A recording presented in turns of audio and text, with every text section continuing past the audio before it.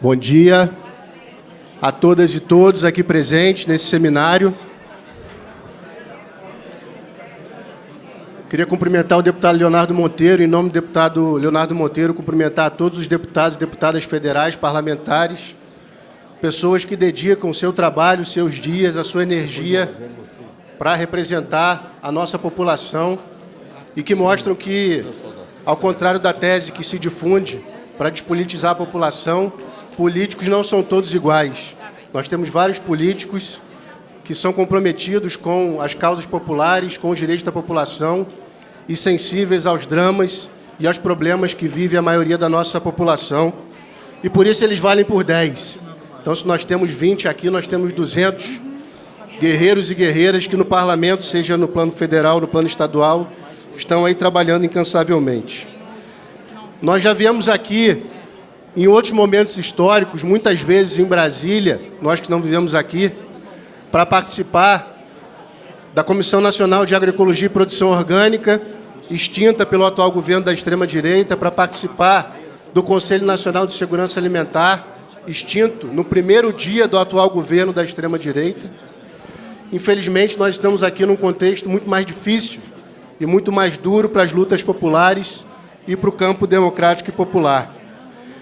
Mas, ao mesmo tempo, nós já tivemos seminários organizados pela Frente Parlamentar de Agroecologia e Produção Orgânica que não estavam tão cheios como está esse auditório aqui hoje. Talvez a gente achasse, né, que nós estávamos construindo as políticas, debatendo nesses espaços, fazendo avançar várias políticas públicas importantes, e agora nós estamos no momento de organizar a reação aos ataques, organizar a resistência criativa nos territórios e também no parlamento, para frear esse quadro de desmonte do Estado, de destruição das instituições públicas, de destruição dos direitos, especialmente dos povos e comunidades tradicionais. Talvez, quando esse seminário tenha sido convocado, a gente não tivesse noção de que uma nuvem de fumaça das queimadas da Amazônia ia invadir a maior cidade da América do Sul no dia 19 de agosto.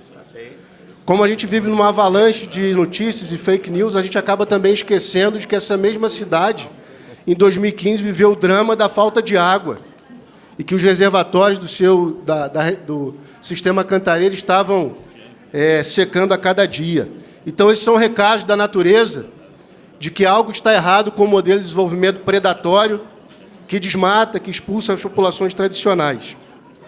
Portanto, nós vivemos uma quadra histórica que nós temos a responsabilidade de olhar para os últimos 30 anos no processo de construção da nossa frágil e jovem democracia e os direitos e as políticas que foram conquistadas nesse período e pensar para os próximos 30 anos, sabendo da gravidade dos desafios que a gente enfrenta nesse momento histórico. A gente vem aqui, em nome da Articulação Nacional de Agroecologia, honrar o legado de Chico Mendes, honrar a luta de Margarida Alves, honrar o legado de Betinho, da Ação da Cidadania contra a Fome e a Miséria, e pensar as nossas ações e o nosso processo de mobilização para os próximos 30 anos. Os números que saíram recentemente do projeto de lei orçamentária de 2020, que o atual governo de extrema-direita apresentou a essa casa, são eloquentes no sentido do desmonte do Estado em relação às políticas ambientais, sociais e de segurança alimentar e nutricional. Eu vou citar apenas alguns.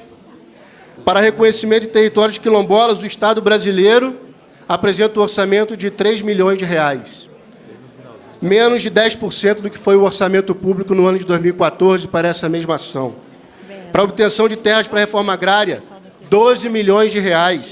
Menos de 2% do que foi o orçamento para essa ação pública no ano de 2014. Isso significa paralisação da reforma agrária, retirada do Estado para abrir caminho para o latifúndio mais atrasado, para as oligarquias mais atrasadas, que têm fome de terras e estão de olho nesses territórios das populações tradicionais. Ao contrário das mulheres do campo, das águas e das florestas, que organizaram uma das mais belas manifestações, que foi a Marcha das Margaridas, o governo zerou o orçamento da política de apoio às organizações das mulheres rurais. Zero. O programa de cisternas, que já teve um orçamento de 572 milhões em 2014, Para esse ano, para o ano que vem, 2020, são 50 milhões. Isso significa que, para universalizar o acesso à água pela população do semiárido do Nordeste, nesse ritmo, são necessários 24 anos. Enquanto a Amazônia pega fogo e estarrece todo mundo, o governo reduziu em mais de 50% o orçamento do IBAMA para 2020 para fiscalização e combate a incêndios florestais. A ação Ampliação e Consolidação no Sistema Nacional de Unidades de Conservação desapareceu do orçamento público de 2020. Isso mostra o descaso e a serviço de que interesses está esse governo. O orçamento da FUNAI para a demarcação de terras indígenas é de apenas R$ 21 milhões para 2020, um corte de 37% em relação a esse ano. Até mesmo o orçamento da Embrapa para pesquisa e tecnologia para a agricultura brasileira, não só para a agricultura familiar, mas também para o agronegócio, foi reduzido para 2020 em 62%. Então, nós vivemos um contexto em que os números do desmonte do orçamento público mostram claramente a serviço de que interesses está este governo e contra quem nós devemos nos articular para lutar. Nós estamos sendo atacados diariamente, mas a nossa sociedade está reagindo. Assim mostra o tsunami da educação que os jovens e as jovens das universidades têm protagonizado, a Marcha das Margaridas, a Marcha das Mulheres Indígenas, a Feira da Reforma Agrária que o MST organiza em São Paulo, que não por acaso foi brecada pelo governo da extrema-direita do governador Dória. Os banquetaços que o Movimento da Segurança Alimentar organizou para reagir à extinção do CONSEG. Então, a sociedade brasileira não está parada. Nós organizamos o 4º Encontro Nacional de Agroecologia, o 4º ENA, em Belo Horizonte, no ano passado. Em plena greve dos caminhoneiros, participaram mais de 38 etnias indígenas, mais de 40 mil pessoas visitaram a nossa Feira de Saberes e Sabores. Fizemos um banquete público agroecológico. O evento aconteceu num parque municipal, numa praça pública. Pudemos ver, deputado Patrus, o legado das políticas de segurança alimentar que o senhor semeou lá nos anos 90, em Belo Horizonte, várias iniciativas importantes em curso na cidade de Belo Horizonte que nós vimos no ano passado.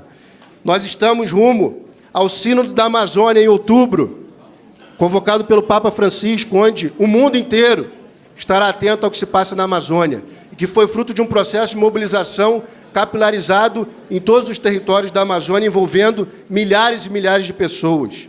Nós estamos rumo ao 11º Congresso Brasileiro de Agroecologia, em Sergipe, de 4 a 7 de novembro de 2019. E nós estamos organizando um processo de discussão nas bases, nos movimentos sociais, nos territórios, no sentido de construir pautas e agendas propositivas para as eleições municipais em 2020. O município é um espaço muito importante de disputa, de politização, de mostrar que existem caminhos de construção da agroecologia, de construção de políticas ambientais responsáveis, política de segurança alimentar, e que é possível a gente avançar com candidatos e candidatas a prefeitos, prefeitas, vereadores e vereadores que vão levar à frente essa agenda. E o espaço das eleições municipais é um espaço muito importante para a politização e para a nossa luta política mais geral, para disputar corações e mentes nos municípios que é onde as pessoas vivem. A gente gostaria de ressaltar a importância dessa frente parlamentar. Os desafios são enormes. Se houver tempo, a gente elenca, do nosso ponto de vista, quais são alguns desafios para a frente parlamentar, mas certamente teremos vários momentos de encontros da frente parlamentar, encontros dos mandatos com os movimentos sociais do campo, das águas e das florestas, com a Articulação Nacional de Agroecologia, para a gente construir uma agenda de trabalho, uma agenda de mobilização que seja no parlamento, mas que seja também nas praças, nas ruas, nos municípios. Muito obrigado.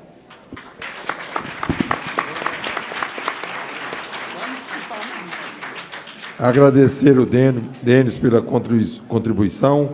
Quero também registrar a presença entre nós do senador do PT do Sergipe, senador Rogério Carvalho. Senador,